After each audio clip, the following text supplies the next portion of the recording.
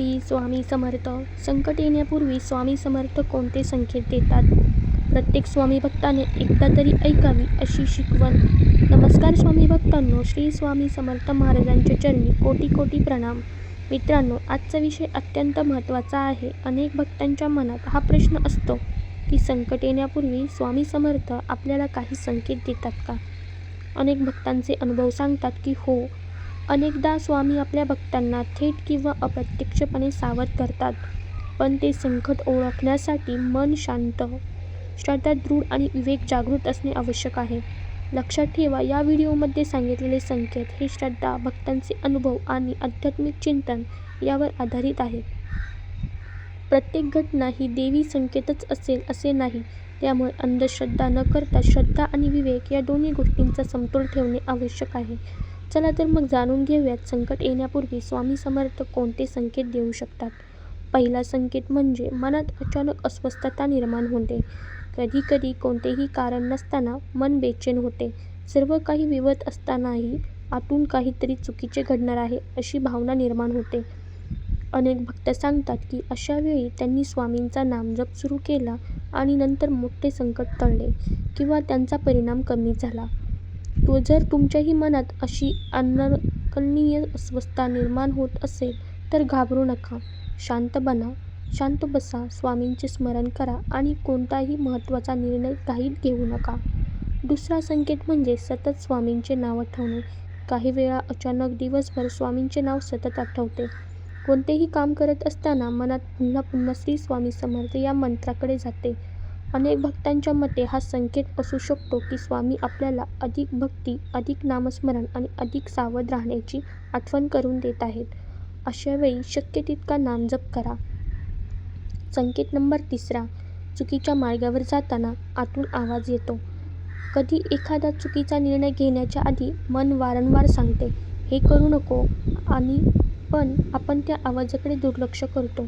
हा अंतर्मनाचा विवेक अनेकदा आपल्याला चुकीपासून वाचवतो.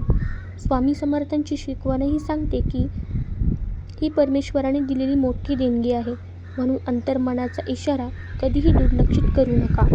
संकेत नंबर चौथा, सतत एकाच गोष्टीत अडथळे येणे. काही वेळा एखादे काम कितीही प्रयत्न करून होत नाही. एकदा नाही, दोनदा नाही, वारंवार अडथळे येतात.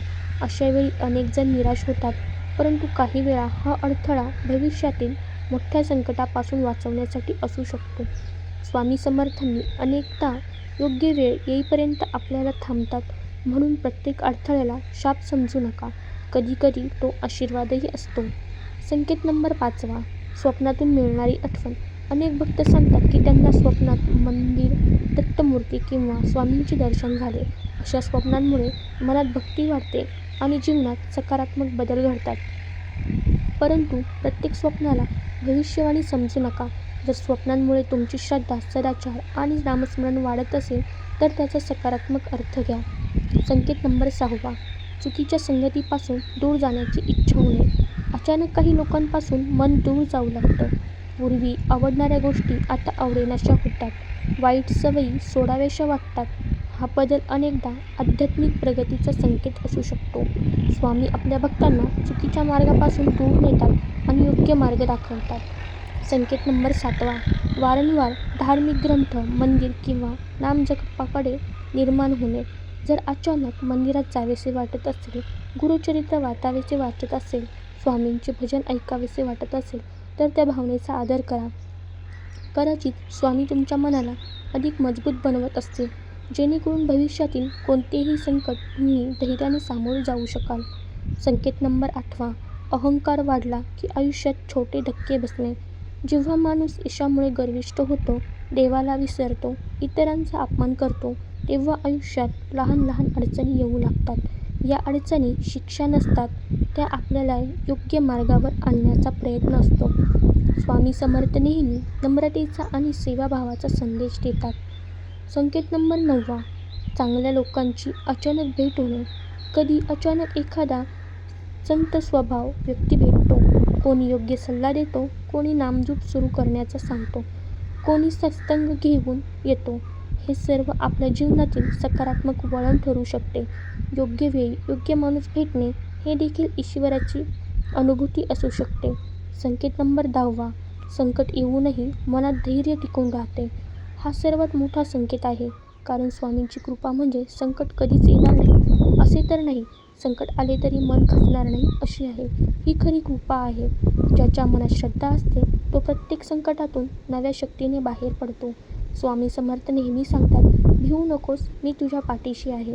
हा संदेश म्हणजे प्रत्येक भक्तासाठी धैर्याचा आधार आहे. मित्रांनो, लक्षात ठेवा, देव नेहमी संकेत देतो असे निश्चित म्हणता येत नाही. अनेक वेळा जीवनातील घटना नैसर्गिक कारणांमुळेही घडतात. म्हणून कोणत्याही योगायोगाला किंवा प्रत्येक स्वप्नाला दैवी इशारा समजू नका. श्रद्धा असावी, पण त्यासोबत विवेकही असावा. जीवनात योग्य निर्णय घ्या, आरोग्याची काळजी घ्या, कुटुंबासोबत प्रेमाने राहा, वाईट कर्म टाळा, दररोज काही मिनिटे स्वामींचा नामजप करा.